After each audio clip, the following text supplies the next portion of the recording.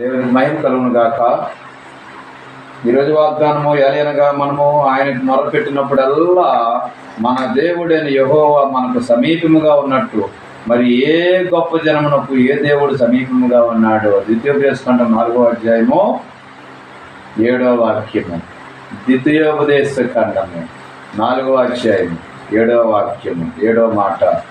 మనము ఆయనకు మొరపెట్టినప్పుడల్లా మన దేవుడైన యెహోవా మనకు సమీపముగా ఉన్నట్టు, అంటే మన తండ్రి అయినటువంటి దేవుడు, మన దేవుడైన యెహోవా మనకు ఎలా ఉన్నాడో సమీపముగా.